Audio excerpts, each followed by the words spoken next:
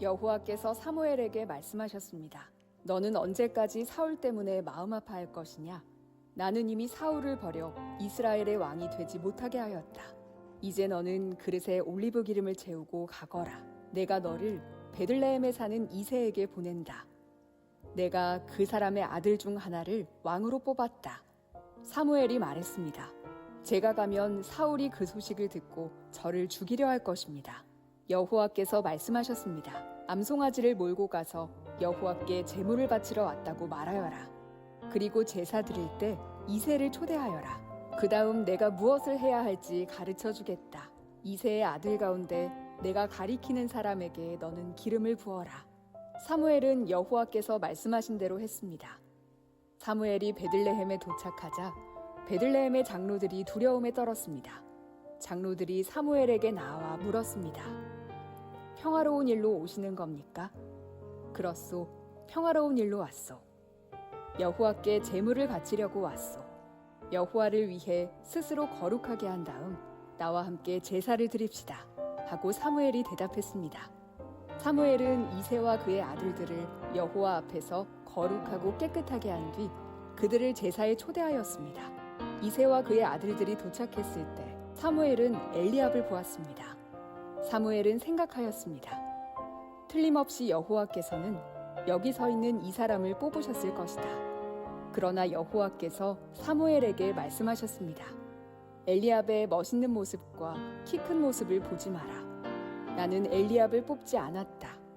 내가 보는 것은 사람이 보는 것과 같지 않다. 사람은 겉모양을 보지만 나 여호와는 마음을 본다.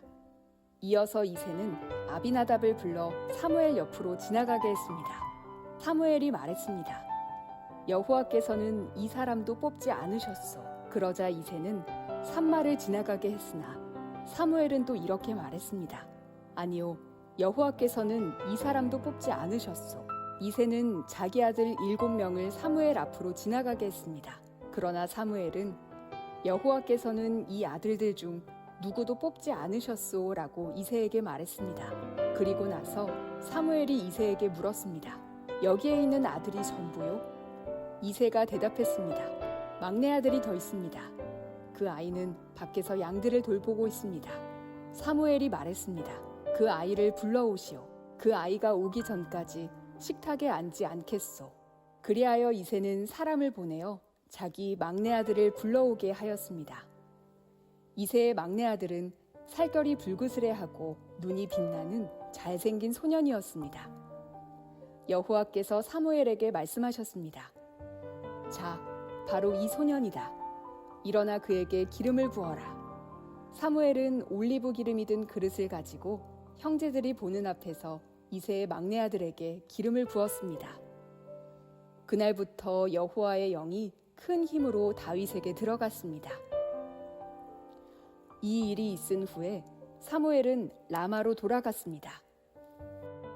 오늘 여러분들에게 전할 설교의 제목은 그때도 지금도 하나님이 주관자이십니다 라는 내용입니다. 사랑하는 성도 여러분, 여러분들은 해마다 의도적으로 떠올리고 있는 신앙의 주제가 있습니까? 저 같은 경우는 하나님이 모든 것을 주관하신다라는 이 믿음의 메시지를 의도적으로 떠올리곤 합니다. 기독교 신앙에서 하나님에 대해 고백하는 이 주관자라는 의미는 경영하고 다스리는 통치자라는 뜻입니다. 개인의 인생과 가정과 사회, 국가와 민족을 이끄시고 다스리는 분은 하나님이시다라는 것을 의도적으로 기억하며 고백하곤 합니다. 그 이유는 주관자이신 하나님을 잊어버리고 살면 제 마음은 이내 중심을 잃어버리기 때문입니다.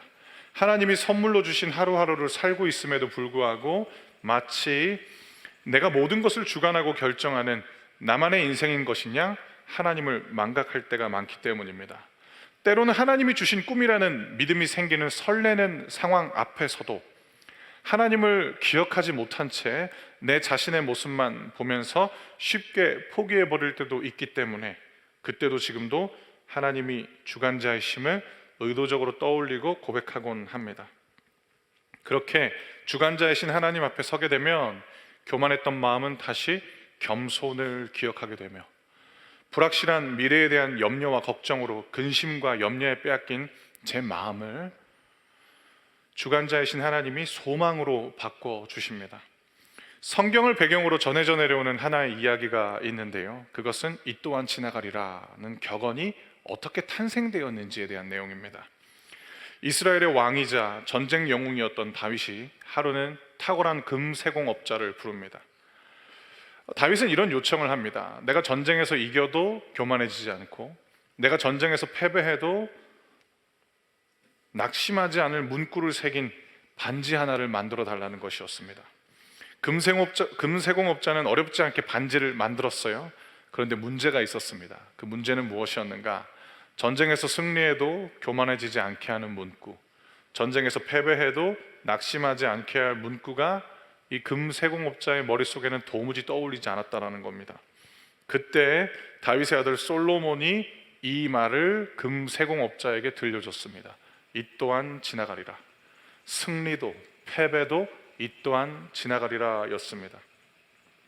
다윗의 마음을 지켜줬던 이 또한 지나가리라는 이 한 문장처럼 저는 오늘 여러분께 어떤 상황에도 다시금 저를 하나님 앞으로 인도하게 하는 믿음의 고백에 대해서 전해드리려 합니다. 그것이 바로 그때도 지금도 하나님이 주관자이시다라는 겁니다. 오늘 우리가 살펴본 사무엘상 16장 1절부터 13절 말씀이 제게 이 믿음의 고백을 가르쳐 주었습니다. 본문은 우리에게 4명의 인물을 통해서 역사의 주관자이신 하나님과 함께 우리가 어떤 마음으로 하나님 앞에 서야 되는지 올바른 신앙인의 모습 또한 가르쳐 줍니다.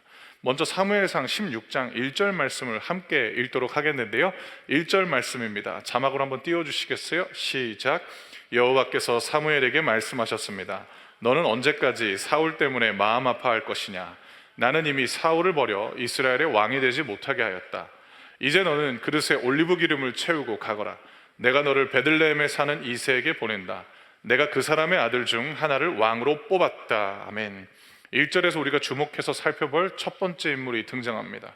그 사람의 이름은 사울입니다. 사무엘상 16장 1절에서 하나님은 사울을 버리셨다라고 말씀하고 있습니다. 왜 사울은 하나님께 버림받았는가? 이제부터 그 이유에 대해서 살펴보겠습니다. 성경은 사울이 등장하게 된 배경에 대해서 구체적으로 설명하는데요, 오늘 설교 진행하기 전에 먼저 말씀드릴게요. 아니, 저 목사님이 오늘 통독 강의를 하나 할 정도로 성경 많이 살펴볼 거예요. 대신에 가만히 보니까 여러분들이 필기를 많이 하시더라고요. 제가 친절하게 제가 다 읽어드릴 테니까 한번 성경 통독하는 심정으로 한번 살펴보도록 할게요. 먼저 사무엘상 8장 5절 말씀, 이 사울이라는 인물이 등장하게 되는 배경이 나와 있는데, 장로들이 사무엘에게 말했습니다. 이제 당신은 늙었고 당신의 아들들은 당신처럼 살지 않습니다. 우리에게도 다른 나라들처럼 우리를 다스릴 왕을 세워주십시오. 가나안 땅에 정착하고 있었던 이스라엘 사람들은 가나안 땅을 정복하라라는 하나님의 말씀을 잊어버렸어요. 그들은 하나님의 명령은 잊어버린 채 가나안 민족들처럼 되고 싶어졌습니다. 그들이 이뤄놓은 번영이 부러웠던 것입니다. 어째서 가나안 민족들은 우리보다 더 물질적으로 풍요롭게 살고 있을까? 이스라엘 사람들이 찾은 대안은 무엇이었냐면, 우리도 가나안 사람들처럼 우리를 주관해 줄 만한 강력한 왕을 세우면 우리도 저들처럼 물질적으로 풍요로워질 것이다 라고 생각한 것입니다. 그런데 그들을 인도해 왔던 사무엘이라는 사람을 가만히 보니까 이스라엘 사회의 지도층이었던 장로들의 눈에 이 사무엘이라는 인물은 두 가지 걸림돌이 있었습니다. 첫째, 강력한 왕권을 보여주기에는 이 사무엘이라는 인물이 노쇠하였다라는 것이었고, 둘째, 주변 가나안 민족들을 가만히 보니까 대부분 왕의 직계 자손, 특별히 아들들이 왕권을 물려받았는데, 이 사무엘이라는 아들들을 가만히 보니까 도덕적으로도 영적으로도 부족했기 때문에 이들은 문제점에 봉착하게 된 것입니다. 그래서 이스라엘의 지도자들은 왕을 세워달라고 말하고 있습니다. 어떤 왕인가? 다른 나라들, 즉 하나님께서 정복하라고 명령하신 그 가나안 주변 민족들의 왕과 같은 사람을 세워달라고 사무엘에게 요구했던 것입니다. 사무엘은 가나안 땅의 왕들과 같은 자를 세워서는 안 된다고 말했지만, 이스라엘 사회는 너무나도 완강했습니다. 이번에는 사무엘상 8장 19절부터 20절 말씀도 읽어드리겠습니다. 그러나 백성들은 사무엘의 말을 들으려 하지 않았습니다. 백성들이 말했습니다. 아닙니다. 우리는 우리를 다스릴 왕이 필요합니다. 왕이 있으면 우리도 다른 모든 나라들과 같게 됩니다. 우리 왕이 우리를 다스릴 것입니다. 자, 사랑하는 성도 여러분, 누가 지금 철저하게 배제되고 있는가? 하나님이 완전히 배제되고 있는 거죠. 왕이 우리와 함께 나가서 우리를 위해 싸울 것입니다 라는 것이 이스라엘이 지도층을 앞세워서 이야기했던 그들의 주장이었어요. 이스라엘은 하나님이 아닌 주변을 둘러보면서 자신들이 보기에 더 풍요로워 보이는 나라들처럼 되고 싶어서 왕을 원했던 것입니다. 우리를 다스릴 왕, 우리도 다른 모든 나라들과 같이 물질적으로 풍요롭게 만들어줄 왕, 우리를 위해서 싸워줄 수 있는 왕. 하나님은 사무엘에게 이스라엘 사회가 요구하는 것이 무엇인지 진의를 말씀합니다. 사무엘을 버린 게 아니라 하나님을 버렸던 것입니다. 이스라엘을 지금까지 인도하시고 그들을 위해서 싸우신 여호와를 버린 채 이스라엘 사회는 가나안 민족들을 다스리고 있었던 왕들과 같은 왕을 원했다라는 것입니다. 자, 여러분, 이제 이스라엘이 그토록 원했던 왕이 등장합니다. 사무엘상 9장 1절부터 2절 말씀. 아비엘의 아들 기스는 베냐민 지파 사람이었습니다. 기스는 능력의 용사였습니다. 기스의 아버지 아비엘은 스롤의 아들이고 스롤은 베고랏의 아들이며 베고랏은 베냐민 사람 아비야의 아들입니다. 기스에게는 사울이라는 아들이 있었는데 사울은 잘생긴 젊은이였습니다. 이스라엘 사람 중에 사울처럼 잘생긴 사람은 없었습니다. 사울은 이스라엘의 어느 누구보다도 키가 컸습니다. 기스라는 유능한 용사의 아들 사울이 등장했습니다. 용모도 준수했습니다. 어느 누구보다도 키가 컸다라는 것이 의미하는 것은 무엇이냐면 용사의 요건을 갖췄다라는 뜻이었습니다. 사울에 대한 이러한 묘사는 구약 성경 전반부에 등장하는 거인족 네피림을 강력한 용사다라고 표현했던 것과 결을 같이 합니다. 한마디로 이 사울이라는 인물은 어떤 사람이었는가? 주변 가나안 민족들의 왕들처럼 이스라엘을 이끌고 가서 전쟁에서 마침내 승리를 쟁취해 올 것 같은 사람이었다라는 겁니다. 이 사람을 보았던 누구도 확신했느냐? 사무엘도 확신합니다. 너무 놀랍지 않으세요? 사무엘도 이스라엘 사회가 보는 눈과 같은 눈을 소유했다라는 것. 사무엘이 이렇게 확신해요. 이만한 사람은 없다라고 말합니다. 이번에는 사무엘상 10장 23절부터 27절 말씀도 제가 읽어드리겠습니다. 그래서 사람들이 달려가 사울을 데려왔습니다. 사울이 사람들 사이에 서니 사울의 키는 다른 사람들보다 머리 하나 정도 더 컸습니다. 그때 사무엘이 백성들에게 말했습니다. 여호와께서 뽑으신 사람을 보시오. 모든 백성 중에 이만한 사람은 없소. 그러자 백성이 왕 만세하고 외쳤습니다. 사무엘은 왕의 권리와 의무를 설명해 주었습니다. 그는 왕의 규칙을 책에 써서 여호와 앞에 두었습니다.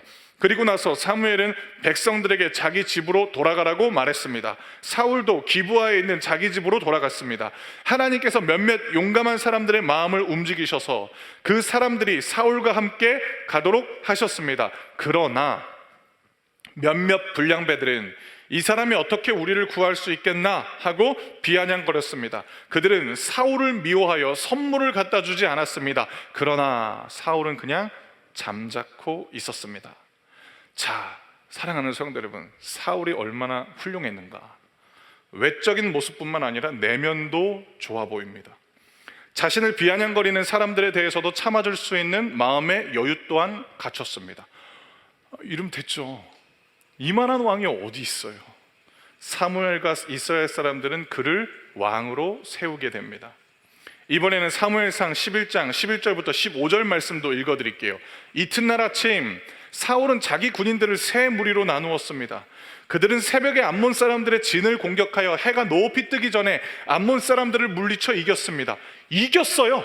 사람들이 요구하는 것을 사울이 지금 들어주고 있는 거죠. 살아남은 암몬 사람들은 뿔뿔이 흩어졌습니다. 두 사람도 함께 모이지 못하고 모두 흩어졌습니다. 이 일이 있은 후에 백성들이 사무엘에게 말했습니다. 사울이 왕이 되는 것을 반대하던 사람들은 어디에 있습니까? 그 사람들을 이리로 끌어냅시다. 죽여버리고 말겠습니다. 이게 무슨 뜻이냐? 전폭적인 신뢰를 사울이라는 인물이 이제 얻게 되었다라는 겁니다. 13절, 그러자 사울이 말했습니다. 안 돼요. 오늘은 완전 대인배죠. 오늘은 아무도 죽여서는 안 돼요. 여호와께서 오늘 이스라엘을 구해주셨기 때문이요. 사무엘이 백성에게 말했습니다. 자, 우리가 함께 길갈로 갑시다. 거기에다 새로운 나라를 세웁시다. 그리하여 모든 백성이 길갈로 갔습니다. 그곳에서 이스라엘 백성은 여호와 앞에서 사울을 왕으로 세웠습니다. 그들은 여호와께 화목 제물을 바쳤습니다. 사울과 모든 이스라엘 사람들은 크게 기뻐했습니다. 아멘. 그런데 사무엘상 12장에서 마치 영화나 드라마나 소설에 있어서 극적인 반전이 시작되는 것 같은 대목이 등장하는데, 이것은 우리가 반드시 기억해야 할 만한 표현입니다. 무엇이냐? 사울은 하나님이 아닌 사람들이 원하고 뽑은 왕이었다라는 말씀이 등장하게 됩니다. 사무엘상 12장 13절 말씀은 우리가 함께 읽도록 하겠습니다. 13절 말씀입니다. 시작. 자, 여기에 여러분이 뽑은 왕이 있어. 여호와께서 그를 여러분들 위에 세우셨소. 이 표현을 기억하셔야 됩니다. 여러분이 뽑은 왕이 있다라는 것. 사무엘은 분명히 전하고 있습니다. 왕이 주관자가 아니라 왕을 이스라엘 백성 위에 세우신 하나님이 주관자임을 기억하라 라는 것입니다. 그것을 기억하는 방법은 이스라엘 주변에 있는 가나안 사람들이 자랑하는 자신들의 번영을 가져온 여러 신들을 섬기지 않고 온 마음을 다하여 언제나 여호와 한 분만을 섬기는 것입니다. 그럴 때 우리들의 눈을 사로잡는 인간적인 매력이 너무나도 많은 인간 지도자에게 눈을 빼앗기는 것이 아니라 그 지도자를 세우신 주관자이신 하나님을 보게 된다라는 것입니다. 이번에는 사무엘상 12장 20절부터 25절 말씀을 제가 읽어드리겠습니다. 사무엘이 대답했습니다. 두려워하지 마시오. 여러분은 나쁜 일을 하였지만 이제부터라도 여호와를 떠나지 마시오. 온 마음을 다하여 여호와를 섬기시오. 왜 나쁜 일을 하였는가? 여호와를 거부한 채 인간 지도자를 세워달라고 요구했기 때문에. 그러나 20절에 사무엘이 말하는 거죠. 이제부터라도 여호와를 떠나지 마시오. 온 마음을 다하여 여호와를 섬기시오. 사랑하는 성도 여러분, 이 역시 여러분들에게 약속된 하나님의 말씀입니다. 하나님이 진짜 주시고자 하는 것은 무엇이냐? 심판이 아닌 회복이다라는 것입니다. 21절 말씀, 우상들은 아무 소용이 없어. 그러므로 우상을 섬기지 마시오. 우상은 여러분을 구해줄 수도 없고 도와줄 수도 없어. 우상은 쓸데없어. 여호와께서는 자기 이름을 위해서 자기 백성을 버리지 않으실 것이요, 그분은 여러분을 자기 백성으로 삼은 것을 기뻐하고 계시오. 나도 여러분을 위해 기도하는 일을 멈추지 않겠소. 만약 내가 기도를 멈춘다면 그것은 여호와께 죄를 짓는 일이 되어 나는 여러분에게 무엇이 좋고 옳은 것인가를 가르치겠소. 오직 여호와만을 두려워하시오. 여러분은 온 마음을 다하여 언제나 여호와를 섬겨야 하오. 여호와께서 여러분을 위해 하신 놀라운 일들을 잊지 마시오. 만약 여러분이 고집을 피워 나쁜 일을 계속한다면 하나님께서 여러분과 여러분의 왕을 멸망시키실 것이오. 아멘. 여호와를 섬기게 하는 마음의 동기를 가지게 오는 것은 무엇인가? 그것은 여호와께서 우리를 위해 하신 놀라운 일들을 기억하는 것입니다. 이것이 예배 때 찬양하는 이유이고 이것이 예배 때 하나님의 말씀을 듣는 이유입니다. 하나님이 하신 놀라운 일들을 기억하며 우리 마음을 하나님께로 향하기 위함이다라는 겁니다. 하지만 왕을 얻은 이스라엘 사회에 안타깝게도 이 일은 중단돼 버리고 맙니다. 가장 먼저 이 일에 실패하고 온 마음을 다하여 언제나 여호와를 섬기는 일에서 제일 먼저 이탈한 인물이 누군가? 사람들이, 그리고 사무엘도 이만한 사람이 없다라고 자부했던 사울이었습니다. 사울의 실패는 무엇인가? 한마디로 자신이 주관해야 할 일이 아닌 것을 주관했기 때문이었습니다. 그것이 사울에게 찾아온 인생의 위기이자 실패의 원인이었습니다. 이번에는 사무엘상 13장 1절부터 14절 말씀도 제가 다 읽어드릴게요. 아니 목사님, 그거 그냥 목사님이 요약해 주시면 되잖아요. 제가 왜 다 읽어드리는 줄 아세요? 이 말씀을 다 읽지 않으면 우리 내면 안에 있는 오해가 하나님에 대해서 잘못 생각하게 만들기 때문인데, 우리 안에 있는 오해는 뭐냐면 하나님의 선택은 너무나도 가혹하고 하나님의 선택은 우리가 보기에는 합당치 않은 것 같은 마음이 우리에게 있기 때문입니다. 그래서 사무엘상 13장을 천천히 한번 읽어보도록 하겠습니다. 제가 1절부터 14절을 읽어드릴게요. 사울이 왕이 되었을 때 그의 나이는 30살이었습니다. 그는 42년 동안 이스라엘의 왕으로 있었습니다. 사울은 이스라엘에서 3,000명을 뽑았습니다. 그중 2,000명은 베델 산지에 있는 믹마스에서 사울과 함께 있었고, 나머지 1,000명은 베냐민 땅 기브아에서 요나단과 함께 있었습니다. 사울은 나머지 백성을 집으로 돌려보냈습니다. 요나단이 게바에 있는 블레셋의 진을 공격하였습니다. 다른 블레셋 사람들이 그 소식을 들었습니다. 사울이 말했습니다. 히브리 사람들에게 어떤 일이 일어났는지를 알려주시오. 사울은 사람들을 시켜 이스라엘 모든 땅에 나팔을 불게 했습니다. 이스라엘의 모든 사람이 그 소식을 듣고 말했습니다. 사울이 블레셋 진을 공격하였다. 이제 블레셋 사람들은 우리를 진짜로 미워할 것이다. 그리하여 이스라엘 사람들은 길갈에 있는 사울에게 모여들었습니다. 블레셋 사람들도 이스라엘과 싸우기 위해 모였습니다. 블레셋 사람들에게는 전차 3만 대와 말을 타는 군인 6,000명이 있었습니다. 블레셋 군인은 마치 바닷가의 모래처럼 많았습니다. 블레셋 사람들은 베다인 동쪽에 있는 믹마스에 진을 쳤습니다.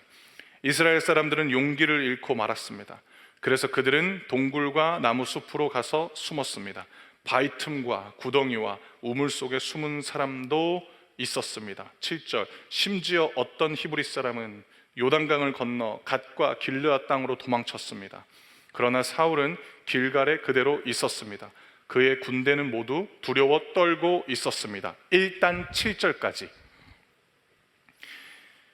여러분, 되게 이상하지 않으세요? 뭐가 이상하냐면 이스라엘 사람들이 요구했던 왕이 있어요. 눈에 보여요. 그들과 함께 있어요. 그 왕은 이스라엘 사회 그 어떤 사람보다도 키가 컸대요. 어깨 위에 있었대요. 눈만 돌리면 그 왕이 보여요. 근데 두려워하고 있었다라는 것. 왜냐? 그들 눈에 우리들의 왕보다 더 위대해 보이는 전차와 수만 명의 군사들, 블레셋 군사들이 눈앞에 있었기 때문에 이내 두려움에 사로잡혔다라는 것입니다. 사랑하는 성도 여러분, 우리가 생각하기에는 보이는 것이 가장 확실하다는 생각이 있습니다. 그런데 보이는 것이 우리에게 주는 안정감은 얼마나 위험한가? 우리 눈에 또 다른 더 커 보이는 것 앞에 그 안정감은 이내 힘을 상실해버리고 만다라는 것입니다. 이스라엘 사람들에게 필요했던 것은 무엇이냐면 그들을 지금까지 인도해 왔고 그들을 대신해서 전쟁에 능한 용사로 싸워줬던 참된 왕이신 여호와 하나님이 필요했는데 그들은 사울이 모든 것을 대신해 줄 줄 알았어요. 그러나 이스라엘 사회도 두려움에 사로잡히게 되었고 사울 옆에 있었던 용감했던 그 군사들도 두려움에 사로잡혔다라는 것입니다. 8절로 가볼게요. 사울은 7일 동안 기다렸습니다. 왜냐하면 사무엘이 그곳에 오기로 되어 있었기 때문입니다. 하지만 사무엘은 길갈로 오지 않았습니다. 그러자 군인들이 하나둘씩 떠나기 시작하였습니다. 사울이 말했습니다. 나에게 태워드리는 제물인 번제물과 화목제물을 가지고 오시오. 그리고 그는 하나님께 태워드리는 제물인 번제물을 바쳤습니다. 사울이 막 태워드리는 제물인 번제물을 바쳤을 때 사무엘이 도착하였습니다. 사울은 사무엘을 맞으러 나갔습니다. 사무엘이 물었습니다. 대체 무슨 일을 하였소? 사울이 대답했습니다. 군인들은 하나둘씩 떠나가고 당신은 오지 않았습니다. 또 블레셋 사람들은 믹마스에 모여 있었습니다. 블레셋 사람들이 길갈로 와서 나를 공격할 것인데 나는 아직 여호와의 허락을 받지 못하였습니다. 자기도 알고 있는 거죠. 그래서 할 수 없이 태워드리는 제물인 번제물을 바쳤습니다. 사무엘이 말했습니다. 당신은 바보 같은 짓을 하였소. 자, 여기서부터 중요합니다. 당신은 하나님의 명령에 순종하지 않았소. 당신이 하나님께 순종했다면 하나님께서는 이스라엘에 당신의 나라를 영원토록 세우셨을 것이요. 하지만 당신의 나라는 이제 이어지지 않을 것이요. 여호와께서는 자기 마음에 드는 사람을 찾아내셨소. 여호와께서는 그 사람을 자기 백성의 통치자로 임명하셨소. 다 끝나버린 거예요. 여호와께서 그렇게 하신 것은 당신이 여호와의 명령에 순종하지 않았기 때문이요. 아멘. 자신이 주관할 일이 아닌 것을 주관하는 사울을 향해 사무엘은 그게 바로 불순종이다라고 말하고 있는 것입니다. 불순종은 하나님의 말씀에 대한 문자적인 거부만을 뜻하는 것이 아니라 내가 해야 할 일이 아님에도 불구하고 그걸 내가 알아요. 그런데도 끝내 내가 그것을 주관해버리면 그것이 바로 불순종이다라는 것입니다. 여러분, 이만한 사람이 없다라는 탐복을 자아나게 했던 이 사람 사울, 이 일 때문에 하나님에게 지금 폐위됐습니다. 이 본문을 읽을 때면 우리 마음에 이따금씩 이런 질문이 찾아옵니다. 과연 하나님의 선택은 합당한가? 하나님의 결정은 가혹한가? 그런데 뒤이어 나오는 사울의 모습을 보면서 우리는 이내 알게 됩니다. 하나님의 선택은 합당했으며 하나님의 결정은 가혹하지 않았습니다. 심지어 하나님은 사울에게 또 한 번의 기회도 주셨습니다. 여러분, 하나님은 먼저 선언하시고 당신의 선언이 왜 그러한지 설명해 주시는 언어 표현으로 성경을 써 내려가십니다. 이렇게 말씀하시고 난 이후에 행하시는 이유는 하나님에게는 모든 것이 한눈에 보이기 때문입니다. 모든 것을 안다라는 것은 모든 것이 한눈에 보인다라는 뜻이기도 합니다. 하지만 인간은 앞을 볼 수 없습니다. 미래에 대해서도 다 알 수가 없습니다. 그렇기 때문에 하나님의 설명이 때로는 불공정해 보이고 이해되지 않을 때가 있습니다. 하지만 성경을 통해서 우리는 알게 됩니다. 모든 것의 주관자이신 하나님의 선택은 언제나 옳았다라는 것. 사울의 반복되는 실패와 실수와 악이 바로 하나님의 선택이 옳았다라는 것을 증명하고 있기 때문입니다.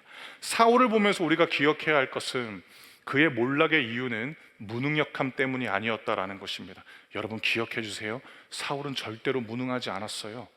유능했어요. 사람들의 기대를 충족시켜주는 전쟁에 능한 왕이었어요. 그 근거를 또 읽어드릴게요. 사무엘상 14장 47절부터 48절 말씀입니다. 사울은 이스라엘의 왕이 되어서 이스라엘 주변의 적들과 맞서 싸웠습니다. 사울은 모압과 암몬 사람과 에돔과 소바의 왕들과 블레셋 사람들과 싸웠습니다. 사울은 가는 곳마다 이스라엘의 적을 물리쳐 이겼습니다. 여러분, 47절에 나열되는 이 민족들의 특징이 무엇인 줄 아십니까? 이스라엘보다 더 강대국들이었다라는 것. 이스라엘이 거느린 군사 규모보다 더 큰 군사력을 갖춘 나라들이었다는 것. 근데 사울은 다 이겨버렸어요. 48절, 사울은 강해졌습니다. 그는 용감하게 싸워서 아말렉 사람들도 물리쳐 이겼습니다. 사울은 이스라엘을 침략하고 약탈한 적들에게서 이스라엘을 구해 주었다라는 것입니다. 52절도 읽어볼까요? 사울은 살아있는 동안 블레셋 사람들과 치열하게 싸웠습니다. 사울은 강하거나 용감한 사람들 보면 그 사람을 자기 군대의 군인으로 삼았습니다. 아멘. 결코 무능력하지 않았고요, 심지어 이기는 법도 알았습니다. 그러나 사울은 자신이 주관자가 됨으로써 점점 더 판단력을 상실하게 되는 것을 우리에게 보여줍니다. 사울의 실패를 보기 전에 우리는 하나님께서 우리에게 진정으로 바라는 것이 무엇인지 살펴볼 필요가 있습니다. 여기 하나님이 우리에게 원하시는 모습 두 곳이 있습니다. 먼저 디모데후서 2장 20절부터 21절 말씀을 읽도록 하겠습니다. 여러분, 눈으로 한번 봐주세요. 큰 집에는 금그릇과 은그릇이 있습니다. 그러나 나무 그릇과 흙으로 빚은 그릇 또한 있습니다. 그 그릇 가운데 특별히 귀하게 쓰이는 그릇도 있지만 평범하게 쓰이는 그릇도 있을 것입니다. 만약 누구든지 악을 멀리하고 자신을 깨끗하게 하면 주인이신 주님이 쓰기에 귀하고 거룩한 그릇이 될 것입니다. 그런 사람은 언제나 좋은 일에 쓰일 수 있는 준비된 사람입니다. 아멘. 여러분, 적지 않은 교회에서 짧지 않은 시간 동안 성도들에게 어떤 메시지를 전해왔는가? 우리가 성공하면 우리를 통해서 하나님이 영광 받으실 것이다라는 맥락의 설교를 해왔습니다. 1990년도 후반부터 2000년도 후반까지 이 설교를 해왔어요. 저도 그 설교를 들으면서 자랐어요. 근데 그게 얼마나 무서운 말이냐? 성경 어디에도 그런 명령이 없어요.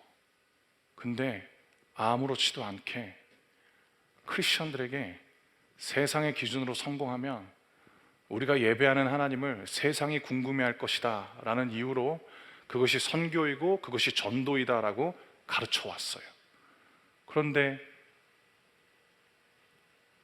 20년 동안 그 메시지를 들어왔던 한국 교회는 오히려 쇠퇴기를 맞이했습니다. 왜냐하면 생명력과 능력은 하나님의 말씀에 있지 사람의 판단에 있지 않기 때문이었습니다.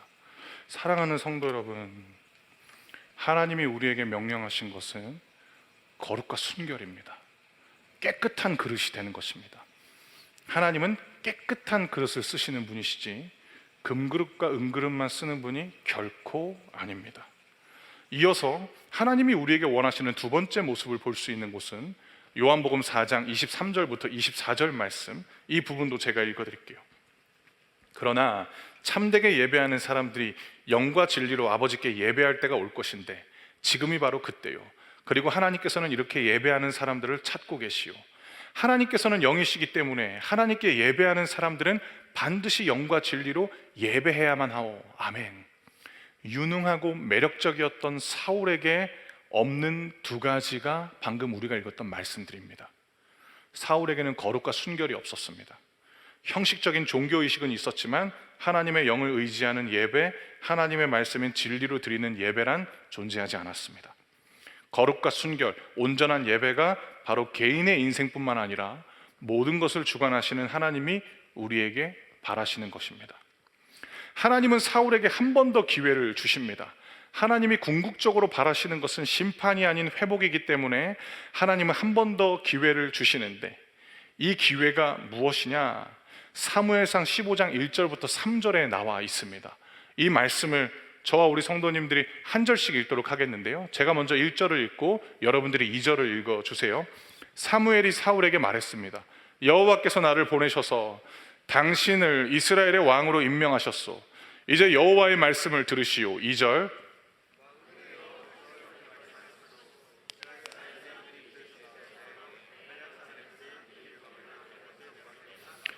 그러니 이제 가서 아말렉 사람들을 공격하여라. 아말렉 사람들의 가진 모든 것을 나에게 바치는 제물로 삼아 없애버려라.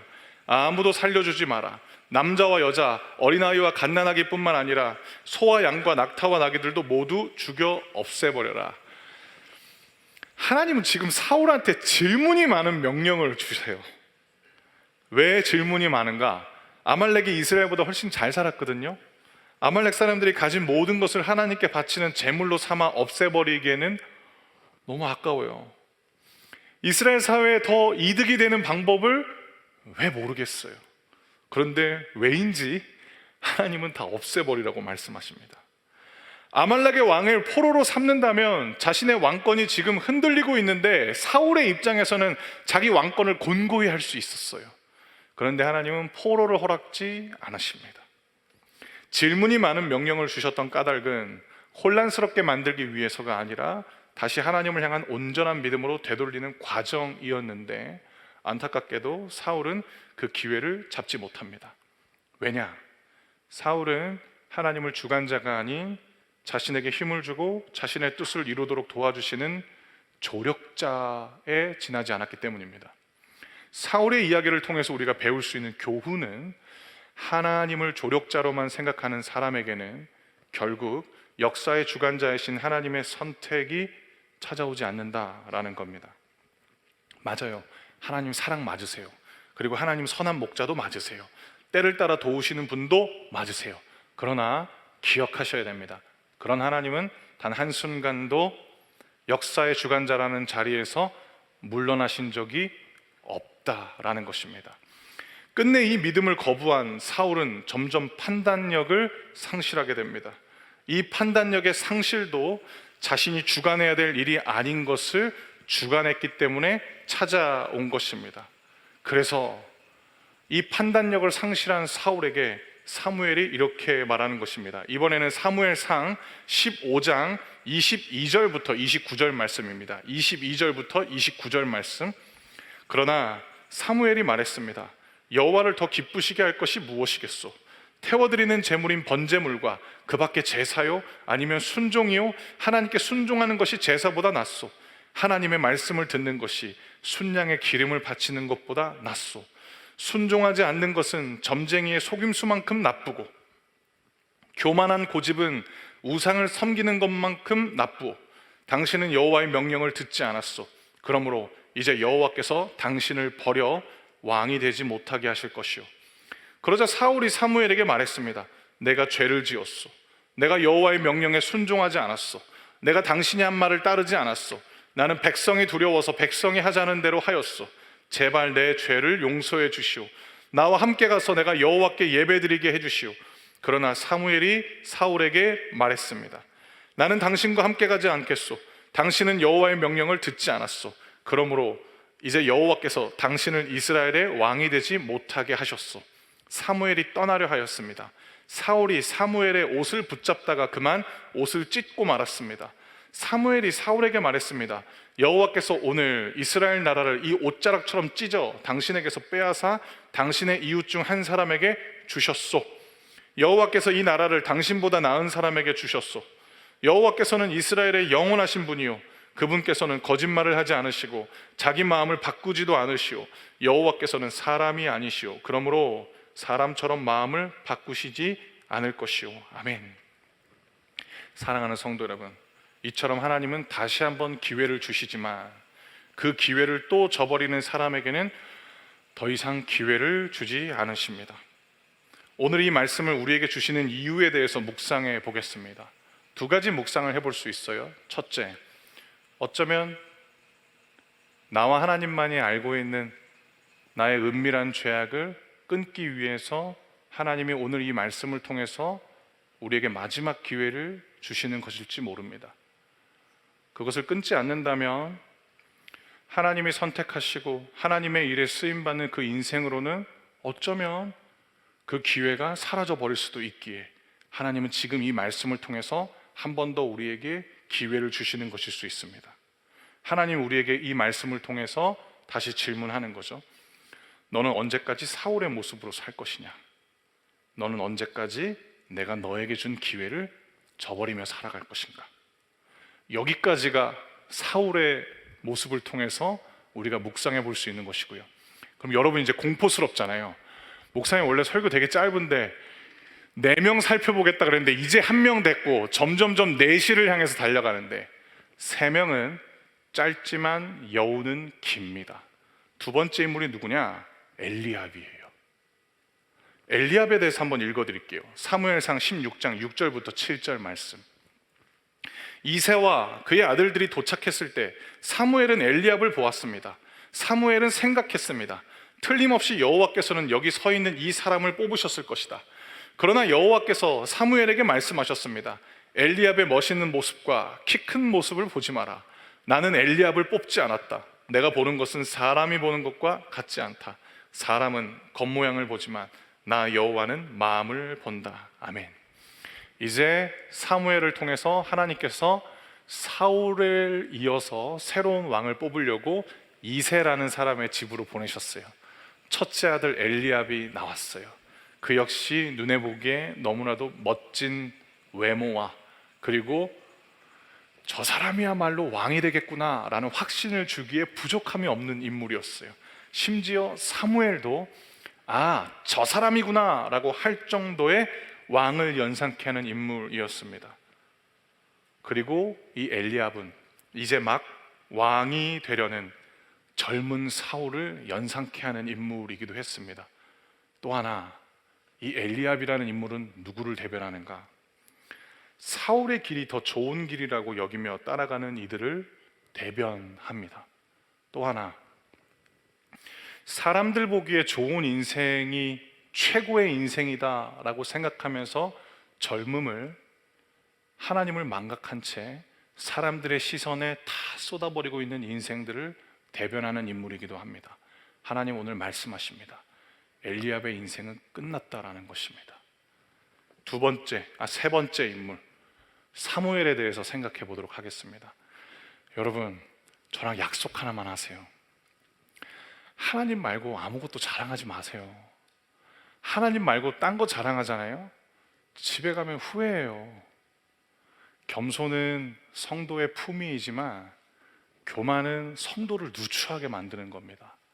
사무엘도 못 알아봐요. 사무엘은 어렸을 때부터 하나님의 음성을 듣고 하나님의 부르심을 분별했던 사람이었잖아요. 그런 사무엘조차도 사울에 대해서 제대로 알아보지 못했고 엘리압에 대해서 알아보지 못했어요. 여러분, 여러분들의 신앙의 연수를 자랑하지 마세요. 여러분들이 이전 교회에서 무슨 훈련을 했건 그런 거 자랑하지 마세요. 그런 거 자랑하는 거 여러분 너무너무 안타까운 거예요. 사무엘도 알아보지 못하는데 우리가 무슨 어떤 걸 다 알 수 있겠습니까? 그저 우리에게 필요한 분도 동일하게 그때도 지금도 모든 것을 주관하시는 하나님이라는 것을 기억하시길 바랍니다. 마지막 네 번째는 다윗입니다. 다윗은 아버지한테도 인정받지 못했죠. 그리고 형들도 다윗을 부를 생각이 아예 없어요. 근데 하나님은 다윗을 바라보면서 사무엘에게 말씀하시죠. 바로 저 소년이다. 바로 저 소년에게 기름 부어라. 그러면서 다윗을 바라보시면서 하나님은 하나님의 기준에 대해서 말씀하시는 거죠. 마음. 눈에 보여지는 것이 아니라 마음. 마음이라는 헬라어 단어가 있는데 카르디아라는 단어이거든요. 그 카르디아라는 단어의 또 다른 뜻은 심장이에요. 다윗은 어떤 사람이었는가? 하나님께 심장을 드린 사람이었다라는 것입니다. 도전합니다. 사랑하는 성도 여러분, 하나님께 심장을 드리십시오. 그러면 하나님께서 여러분들을 향해서 이렇게 말씀하실 것입니다. 바로 저 사람이다. 내가 저 사람을 선택하였다. 그렇게 그때도 지금도 주관자이신 하나님의 손에 선택받아서 하나님의 사랑을 받는 것도 물론 귀한 일이지만 하나님의 일에 귀히 쓰임 받는 저와 우리 사랑하는 넥스트림 성도들 되시길 주님의 이름으로 축원합니다. 오랫동안 앉아 계셨는데 한번 그 자리에 다 일어나 주시겠어요? 오늘 이 한 가지 기도 제목을 가지고 우리들의 입술을 열어 하나님께 기도하길 원합니다. 그 기도의 제목은 무엇이냐면, 하나님, 그때도 지금도 모든 것을 주관하신 하나님께 제 심장을 바치게 하여 주시옵소서. 그때도 지금도 모든 것을 주관하시는 하나님만 바라볼 수 있게 하여 주시옵소서. 여러분 눈 한번 감아주세요. 옆에 있는 사람 볼 거 없어요. 눈 한번 감아주시겠어요?